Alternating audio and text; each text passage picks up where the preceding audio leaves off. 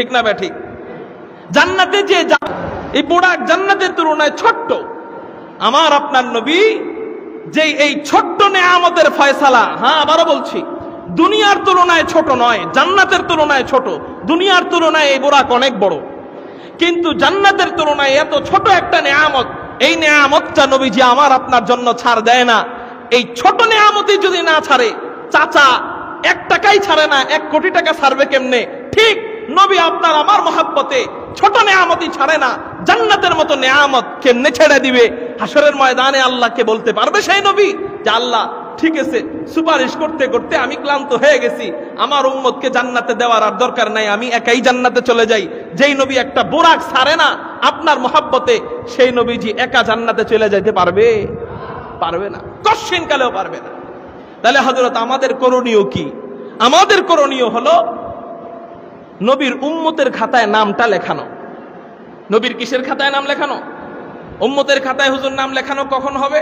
আমার সাথে বলেন, যদি মানি সুন্নত তাহলে আমি উম্মত। জোরে বলেন, জোরে বলেন, যদি মানি সুন্নত তাহলে আমি উম্মত। সুন্নত মানি নবী যেমনে চলছে, নবীর সাহাবায়ে কেরাম যেমনে চলছে আমি ওইভাবে চলবো, তাহলে নবীর উম্মত হতে পারবো। উম্মত হইলে কি হবে এটার একটা দৃষ্টান্ত দিই আপনাদেরকে। নবীর একটু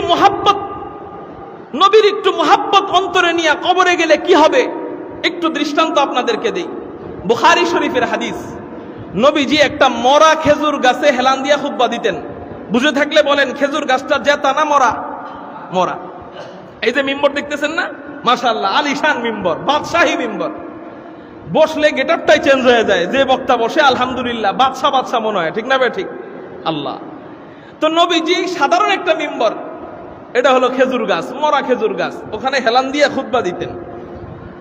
একবার এক মহিলা এসে বলল, ইয়া রাসূলুল্লাহ, ইয়া হাবিবাল্লাহ, আপনি যদি অনুমতি দেন আপনার জন্য আমি কাঠের একটা মিম্বর বানায় দিব। নবীজি অনুমতি দিলেন, আচ্ছা ঠিক আছে, কাঠের মিম্বর বানাইবা, দেও বানাইয়া কাঠের মিম্বর বানানো হয়। এতদিন নবীজি মরা খেজুর গাছে হেলান দিয়ে খুতবা দিয়েছিলেন, কিন্তু কাঠের মিম্বর যখন বানানো হয় নবীজি মরা খেজুর গাছ রাইখা কাঠের মিম্বরে উইঠা খুতবা দেওয়া আরম্ভ করেন। এই জিনিসটা মরা খেজুর গাছ সহ্য করতে পারে নাই, শিশু বাচ্চার মতো হাউমাউ করে কান্না আরম্ভ করে দিছে। এটা বানানো কোনো কিচ্ছা কাহিনী না, বুখারী এবং মুসলিমের হাদিস আপনাদেরকে শোনাইতেছি। বিশ্বাস না হইলে কিতাব হইলে আপনারা দেখবেন, মরা খেজুর গাছ শিশুর মতো কাঁদে। কিরে, মরা খেজুর গাছের আবার জবান আছে নাকি? হ্যাঁ, মরা খেজুর গাছের তো জবান নাই, ও কাঁদে কেমনে? ওর কান্নার আওয়াজ তো নাই, তাহলে ওর কান্না কেমনে শোনা যায়?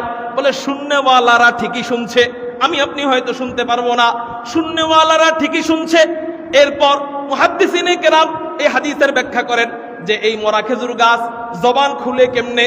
নবীজি যখন মরা খেজুর গাছকে রাইখা মিম্বরে ওইটা খুতবা দেওয়া আরম্ভ করছে, মরা খেজুর গাছ কান্না করে আল্লাহর কাছে দোয়া করে, আল্লাহ, আমি নবীজিরে এত মোহাব্বত করছি, এত মোহাব্বত করার পরেও নবীজি আমাকে রাইখা কেমনে পারলেন ওই মিম্বরে ওইটা খুতবা দিতে?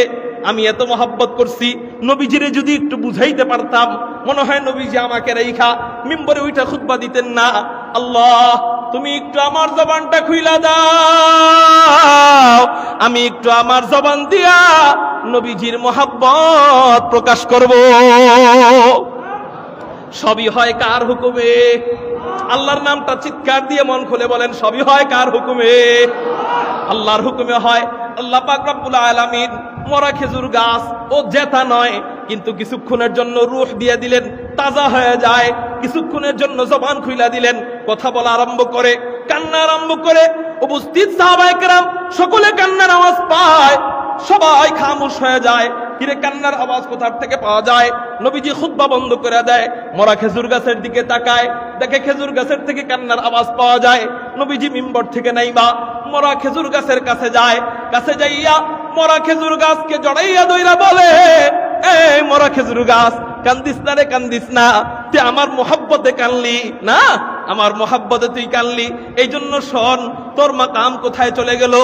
আমি নবী তোরে কথা দিলাম, আমারে তুই মোহাব্বত করলি, এই জন্য আমি নবী তোরে ভুইলা যাব না। হাসরের ময়দান থেকে আমি যখন জান্নাতে যাব, আমার উম্মতের ব্যাপারে সুপারিশের অনুমতি দেওয়া আছে, আমার উম্মতের ব্যাপারে সুপারিশ করব। উম্মত ছাড়া অন্য কারো ব্যাপারে সুপারিশের অনুমতি নাই। তো কি হইছে?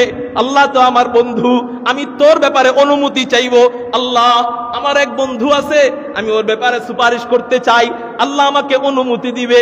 অনুমতি দেওয়ার পর, ও মোরা খেজুর গাছ, শুইনা রাখ, আমি তোর ব্যাপারে আল্লাহর কাছে সুপারিশ কইরা তোরে আমার সাথে নিয়া আমি জান্নাতে যাব। रहमतुल्लिल आलमी खान दश खुदा बंदे करीम, रहमतुल्लिल आलमी खान दश खुदा बंदे करीम, खल्क़ खुल्क़ क़ौलु फ़अलु हदीउ समते वो हमीद, खल्क़ खुल्क़ क़ौलु फ़अलु हदीउ समते वो हमीद, वमा अरसलनाका इल्ला रहमतल लिल आलमीन। আল্লাহ পাক রব্বুল আলামিন কেমন রহমতওয়ালা নবী বানিয়েছেন, খুব মনোযোগ দেন। নবীজির জন্য সামান্য কয়েক সেকেন্ড মোহাব্বত দেখায়, ওরে নিয়ে নবী জান্নাতে যায় কিনা, নবীজির মতো রোজা রাখছেন কিনা, নবীজির মতো হজ করছেন কিনা, নবীজির মতো যাকাত আদায় করছেন কিনা, নবীজির মতো হাঁটছেন কিনা, নবীজির মতো খাইছেন কিনা, নবীজির মতো ঘুমাইছেন কিনা, সবকিছু ওইখানে হাসরের ময়দানে কইরা কইরা দেখানো যাবে। হাসরের ময়দানে নামাজ পড়ে দেখাইতে পারবেন? ওখানে নামাজের সুযোগ আছে। রোজা রাইখা দেখাইতে পারবেন? যাকাত দিয়ে দেখাইতে পারবেন? তাহলে ওখানে নবীজির মতো সব করছেন কিনা এটা দেখানো হবে কি হিসাবে বলেন তো? নমুনা হিসাবে। জোরে বলেন কি হিসাবে? নমুনা হিসাবে। একটা মাত্র আমল যেটা শুধু নমুনা না, ডাইরেক্ট দেখা যাবে। সুবহানাল্লাহ বলেন। মানে হাসরের ময়দানে নবীজি আপনাকে দেখার সাথে সাথেই, আপনার প্রতি নজর হওয়ার সাথে সাথে, আপনার চেহারা দেখার সাথে সাথে এই আমলের দিক নজর পড়বে যে হ্যাঁ, এর ডাইরেক্ট আমলটা দেখা গেছে। এবার আপনারা বলেন, ডাইরেক্টটা আগে দেখা যাবে না নমুনা আগে দেখা যাবে? জোরে বলেন। ডাইরেক্ট আগে দেখা যাবে, নমুনাটা হলো পরে, ডাইরেক্টটা হলো আগে। সেই ডাইরেক্ট একটা আমলই দেখা যাবে যেটা দুনিয়ায় যেমনে করছেন হাসরের ময়দানে অমনি দেখা যাবে। দুনিয়ায় যেমনে নামাজ পড়ছেন হাসরের ময়দানে নামাজ পড়ার সুযোগ নাই, দুনিয়ায় যেমনে রোজা রাখছেন হাসরের ময়দানে রোজা রাখার সুযোগ নাই। কিন্তু ওই একটা জিনিস এমন যেটা দুনিয়ায় যেমনে করবেন হাসরের ময়দানে ওইভাবেই দেখা যাবে, সেটা হলো একমাত্র আমল, সেটা হলো দাড়ির আমল। চিৎকার দিয়ে বলেন সুবহানাল্লাহ। ও যুবক ভাইরা, এটা কিসের আমল? দাড়ির আমল। রাগ করছেন?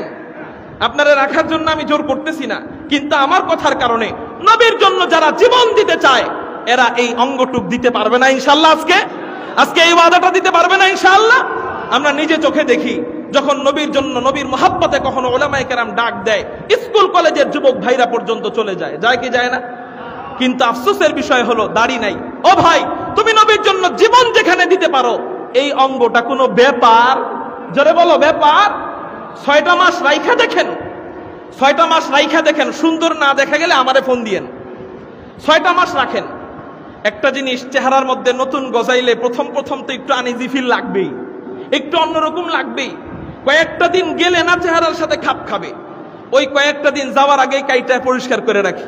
ওই অবস্থায় আমার মৌত হয়ে গেলে নবীজির সামনে প্রথম এখানেই যদি আটকায় যাই, তাহলে বাকি আমল কই? হ্যাঁ, নবীজি যদি বলে তোর ডাইরেক্টটা নাই, নমুনা আছে, এটা একটু পরে দেখবো, ডাইরেক্ট যার আছে তারে নিয়ে আগে ভাববো।